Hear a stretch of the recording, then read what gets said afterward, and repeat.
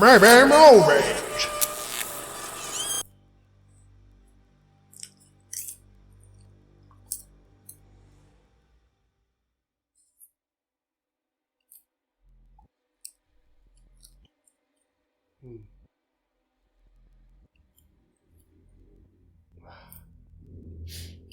Did you enjoy your little, whatever that was? I was contemplating the answer to a question. And that question is... If Asda were to open a new range of stores that specialised in adult entertainment and associated paraphernalia, do you think they'd call it Jizda or Jazda? Yeah, I couldn't decide either. Oh. Yeah. I'm just trying to think what the logo would look like now. Oh, no, that's in my head. Oh. Oh, dear. I'm guessing that wasn't you. Nope, haven't done anything, haven't moved. What do you think it means? Keep out? Does that mean he's contagious, or that... Oh. Or maybe... Do you think it's like a penalty box? Is he in the boo-boo box? Could be. But that is a bit disturbing, because to be in the penalty box means he must have done something wrong. And to have done something wrong means that he has to be able to do something, and to do something denotes intelligence. You think about this a lot more than I do. Not really, that was just on saying that. Let's not worry about that at the moment, and let's talk to the lovely people out there. Oh, yes. Hi there. Hello, and welcome back to Maybe Movies. I am Max, a dust mote on the ring piece of Oblivion. And I am Sam, a slightly confused human on a couch. Yeah, well, at least you're somewhere safe and comfy. Well, there's that. There is that, yes. Thank you for joining us again, and an extra special thank you to all of our new subscribers who've joined us in the past few days. Hi. We can't tell you how much it means to have you here. We have quite a bit to get through with Act 3 of Twi-World. Twi-World. Yes. So we're going to do one very, very quick shout-out. As I said, we've had a number of new subscribers recently. We are going to be doing our shout-out today for Unstable TV, who are one of our new subscribers based in Canada. Oh, yay. Who do a lot of, just seem to do a range of stuff, mostly kind of challenge videos, reaction videos, those kind of things. Okay. I was watching them playing around with Mentos and Diet Coke earlier. Ah, yes. Yes. But also the one that I watched the other day, which was, I actually thought about you actually, they were sampling American sweets. Oh, right. Which, in honour of them... Oh, Twinkie! A slightly flat Twinkie. A slightly flat Twinkie is still a Twinkie nonetheless. Thank you. I will save that. So, with that out of the way, Act 3 of Twi-World, where I have a feeling that things might start to fall apart. Yes. I think it's possible, considering the way that you're talking here, that we may well be on the same page. I was looking... I mean, my first thought, if we pick up straight from where we left off... Yes. At the end of the baseball match, it's Celine. She's going to just want to tear him apart there and then. I was going to ask you if you could think of a logical reason why she wouldn't. It's what she does. If you remember Carlisle's words, it's 7-3. They would stop her. I think they would at least try and at least appeal to her sense that, you know, she's part of their family. She's part of their unit. Everything that she does reflects on them as well. And that and trying to remind her that part of the reason for joining them is there's another way. I think that you're right. I think the Collins would try to restrain her. I think they would try to restrain her. I'm not sure that talking would help. No, it would probably come down to... a physical restraint. Yeah. I suppose just to allow them to have time to be able to talk to her. Or save that for when they get back to the house. Yeah. We have to work on the assumption as well that she's unarmed at this moment. I mean, not that it's going to make a huge amount of difference, but she doesn't have the speed that they do. Oh, right. Yes. No, that's true. That's true. But she does have 600 years of combat experience. Yes. Which I learnt a thing, actually, about that. Apparently, that was a retcon. Apparently, in the original film, she was only supposed to be 120, and then they retconned it to being... Oh, that does not make sense. Because of the flashback in the film, but also because it's been several hundred years since, not Marcus, oh, for goodness sake, Victor has been awake, and Victor was her sire. She's got to be at least 200 At least, or 250 years old. Got to be. Which is probably part of the reason why they retconned it. Yes, because they realised they'd screwed up in the first place. But anyway, that's Yes. an aside. But yes, I think that's probably what's going to happen. In that scene, obviously, a lot of what they learn is because of Edward's ability to read minds, which she doesn't have. Yeah. But she's experienced enough to read body language. Well, she's experienced enough as a vampire to know that they are a threat to her. Yeah. To him. They're a threat to Michael, period. The other thing about this as well, why they might try and stop her, is you're bringing this onto our doorstep. And her response is, it's already on your doorstep. It's them fighting, not us, all right? Yeah, no. But I mean, it is. You know, that's the comeback, isn't it? It is, yes. If they... Because, all right, there's 6 of them, they're going to restrain her. If that's what they choose to do, they will restrain her. So she's going to be super pissed at them. Mm-hmm. Super pissed. So I imagine then that Laurent would take that moment to kind of do the same and say, we're leaving, and use that moment to get the other two out of there. He's the sensible one out of that trio as well. Yes. I mean, that's why in the original story, with the colours being far less violent, he goes, nah, this is too rich for my blood. And he walks away because he knows they're going to get into trouble. Yeah. He knows what's coming, you know. So he's going to be the one to see her rage and recognise just what's just happened. It's like, oh, God. Yeah. Yeah, we've just started a war now, haven't we? Which then throws them back onto... Or going back to the house, doesn't it? No, because Laurent comes and warns them after that. Yes, because they go home and there's the scene with Charlie. Yeah. Which, again, it wouldn't be the same. It won't be the same because it's not Michael going, get away, he's not saying there's horrible things to his dad. He's saying it to, look, I've got to get out of here. Yeah. Which is a totally different scenario. As an adult, he's just going to say, look, this isn't for me. I'm going back to New York. Because that's the other thing as well. As far as I can tell, he's originally from New York, Michael. Which, again, is something we'll come into. Okay. But I did think a nice, again, little moment there as well. You know, there's the scene where, I think it's when they're driving up to the house, and they pass the diner, and there's all the other kids coming out. And there's just like, all of this is going on in Bella's life, and then she looks out, and there's all of her friends coming out. Of course, living their normal lives and stuff, yes. Yeah, I thought if we wanted to keep that moment in there, rather than, I mean, we could have that, or we could do it a different way if we just kind of retroactively throw in a moment earlier on in the film where, as a teacher, he's given some good advice to one of the students, and as he's passing by, he just sees the student studying at the window. Just to show that he's had an impact on their lives. Yeah. I like that. Yes, it's a nice touch. I mean, God damn it, we're going to make a goddamn movie here, aren't we? You're worried that this one's going to win, aren't you? No. I've just got to do the rest of the third act. Back home to get weapons. Now, you were saying before that she's probably got a huge gun collection anyway. Oh yes, yeah. What then do you think about, again, as a turning point, saying that she's got the guns, but because she's with them, they've locked up all of the bullets. So this plays out with actually Carlisle going, here's the key to the cupboard. Arm yourself up. Yeah. Celine not travelling as fast as Edward. She's going to have to drive to follow Michael. Yeah. After collecting the guns, which means that there's no... Yeah, it's going to get to its ultimate destination. It's going to get where it's going to. So, oh God. I mean, what are we going to do here? Are we going to do a... See, James does the luring because of finding out where Bella lives. Mm-hmm. Public records, school records. Well, I have some... teacher. I do have some ideas. Okay. But I'm just thinking, instead of being drawn to the ballet studio, it would probably be drawn to the site of the accident, wouldn't it? Leapt ahead a little bit. Yes, I had two thoughts about that. My first thought was the site of the accident.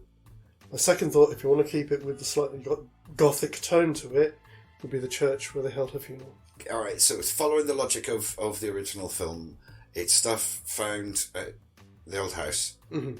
Yes, that's true, isn't it? So it's an old video. So if it's going to be a video of something, it would be a video of... It would be something of the funeral. So it would, if it was going to be something like that, it with some sort of connection. I'm just trying to think. It's supposed to be a connection to his past. I mean, that's the one strong connection to Bella's past. The one thing, she used to love ballet, all that crap. So you're going to have an orgasm of gold stars at me, aren't you? Come on. There's film footage of the church when they visited it to plan to have their wedding there, and it's the church where they buried her. Oh, yes. Yeah, of course. The implication is that he has his sister. I checked it out. Forks to Phoenix by road is about a day, but Forks to New York is about 2 days. Yeah. So it's with the amount that this film jumps around, we just translate travelling for 1 day into 2. Yeah, I mean, ultimately, it cuts to at the destination. Which also, one thing about that, it just suddenly made me think: did they make it Phoenix as a nod to the Lost Boys? No, that hadn't even ever occurred to my mind. No, that can't be right. That'd be giving an awful lot of insight to the author. Forget the last 30 seconds happened. But the other reason as well, I think sending him to New York is better, because I always thought it was fucking stupid that they go to Phoenix, and I'm pretty sure they're not sure of a bit of sun in Arizona. So the fact that they drove there, they make no effort in the film to cover the fact that they get out of the car and walk into the hotel. Oh, I see what you mean. Everyone can see them. Oh, God, that didn't even cross my mind either, because of all the other stupidity. It's kind of lost in the background noise, really. No, you're right. But no, yeah, sure. I mean, it's fine. It works. It works. It just, like I say, it doesn't matter, because essentially that's a cut to, fast forward to moment, really. But I liked it as well, because if it's New York, we can then poach a bit from Underworld and just have it pissing it down with rain. Of course. Yeah. So we can... More noir. It's like I never left Forks, says Michael. Oh, gold star. I think lovely. Just a random thought. So, phone call, luring. Yes, and yes. So as we know, he would go. I've put what am I talking about there? Camera feels tacked on. Oh, this is something to do with you said earlier on that you were going to talk about the editing at some point. No, that's not what it was about. No, the editing, I always thought this third part of the third act of the film is very choppy. And I mentioned before that so in places it felt like it was edited by somebody who's more used to doing music videos. Yes. Underworld's worse for it. Oh, yeah. It's. I don't think there's a scene in that's more than about 3 minutes. Yeah, no, it's a very classic example of 2000s filming. I think I meant the video camera felt tacked on. Oh, no, that's originally in the text. Oh, okay. It was designed to be a gift to Edward after the death. I think it's because there was no allusion to it before. What, the video camera? Yeah. It's the video camera that he was watching the whole thing from when he was at Hearst. I don't know. Yeah, it's her old video camera. Right, gotcha. Used to record stuff on, yeah. Which moves us very quickly on to fight! The fight, which is going to change quite a bit. Yes. Mainly because it's going to be quite fucking brief. Mm-hmm.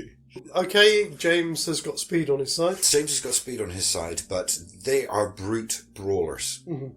Most of their fighting involves grabbing the limb of one of their enemies and swinging them around. Yes. There's no combat ability, there is no finesse whatsoever. It's just brute strength. And although, alright, James will be a little faster, somewhat faster than Celine, he's not that fast, much faster than her. She is faster than a human, considerably more so. And she is armed to the freaking teeth. I did think, at the moment when, I take it Michael's going to get injured in a similar fashion to how Bella gets injured. It stands to reason. It's his, he's here, I'm not going to get what I want, or I'm going to make... Going to make you suffer, yeah. Yeah. But the only thing I thought about that is, when Carlisle comes in and he says about Bella's, she's severed the femoral artery, Michael's already going to be there taking his belt off and trying to tie a tourniquet around it. Yes, no, because Michael's being a surgeon, mm-hmm. So he's very specifically trained for that sort of thing. Yeah. Tying off an artery is the kind of stuff he's literally learning to do. I don't think Celine's going to need any help from the others to finish off James. As you say, that's going to be very brief. just pin him down with bullets and then finish him off. Because I almost imagine her finishing up doing one of those kind of Black Widow type moves where the legs go up and round. Yeah. And then she would just pivot round behind him and twist his head off. Like it. We've got to give her a chance. I mean, this whole movie she's been having her combat ability suppressed. We've got to show off a little bit at the end here, haven't we? Which is weird, because I must admit that was about the only part of the film that I didn't mind. There was a certain understated callousness to the way they dispatched it. That it was all slightly happening, just slightly blurred out of shot, while they were dealing with all the romance stuff and sucking the blood out of Bella. Yeah. And they were just quite happily manhandling him, building a fire and chucking him on it. Yeah. And it was just so matter of fact. Yes. It It's was described that way in the book as well. That was about the only bit of Twilight that I thought, actually, that's quite good. I like that. Yeah, because even if you rip them apart, theoretically they might be able to get back together again. So now we come to another moment where I think this might change a bit. Mm. The choice. To change or not to change. Yeah. I'm not entirely certain that Celine feels even slightly the same way as Edward does about that sort of a decision. She was reluctant to turn him in Underworld. I mean, even when Erica mentions it to her... She was reluctant because no one has ever survived taking a bite from both types. But there's a point earlier on in the film when she's talking to Erica before she knows that he's been bitten by Lucian. And she said, I thought you were going to turn him, and she went, no. Oh, right, I see what you mean. Yes, no, because of what he is and who he is and what he is in the world as well as what he is to her. Damn it, we're adding layers to this shit. Oh. How about this? How about she is tempted again? She's torn by it, she's tempted by it, but ultimately doesn't because Actually, I'm forgetting something. Okay. How Michael would feel about it. Because Bella very much wants to be bitten. I'm not sure that Michael would feel the same way. No. I thought that for Celine's point of view, she may not want to because she knows that he's still grieving, and if he becomes an immortal with that grief on his heart, on his soul, he may last forever. Yeah. Yes. Oh, stop adding layers to this! Oh, you're taking this turd and creating a lovely juicy onion out of it. What are you doing? Awesome. I want to have a menu that just says onion turds on it. Are we happy then that that's how this plays out? Yeah. So we kind of have it. Yeah, the choice is made. Waking up in hospital. The prom makes sense. They're chaperones. That's what I had. Which gives them an excuse to have a dance. Mm-hmm. I don't. Well, because technically Jacob doesn't go to the school. He's not actually allowed into the prom. He goes to school on the reservation, you see. Yes. But no, if they go outside and dance on the promenade, then Jacob could still wander up and... I mean, we can have that at the beginning when they first arrive. Yeah. And he kind of pops up. So I'm assuming with this, it's going to be some allusion to his heritage. It'll be some sort of warning. Yeah. Remember, he was passing on a message from Billy. Yeah. So that makes sense. It's still It's still the warning that it is meant to be. Yeah. Not that we're... Please don't ever let us do the sequel. Well, go further into this plot. The only other thing I was going to say with the dance, I can see Michael taking the lead, not Celine. I think Michael's... I could almost imagine it being a bit of a to and fro between them.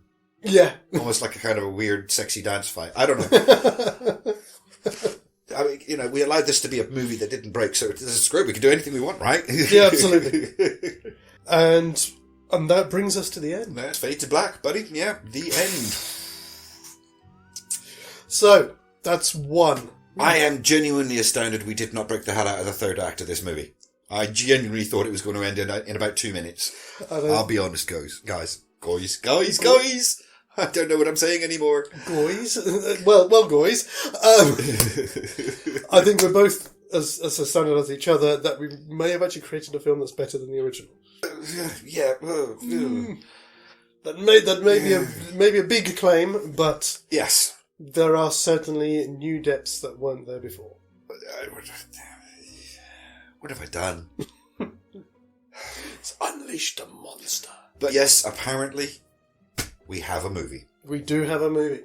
So thank you for joining us again, and please do come back in a couple of days' time when we will be diving headlong into the morass that is going to be Underlight, where we find out how Edward from Twilight fares as a death dealer trying to save Bella.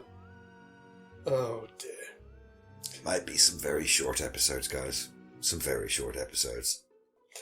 Until then, have a great second half of the week, and we'll see you in a couple of days. As always, guys, TTFN. Ba ba ba ba ba ba ba ba ba ba ba ba ba ba ba.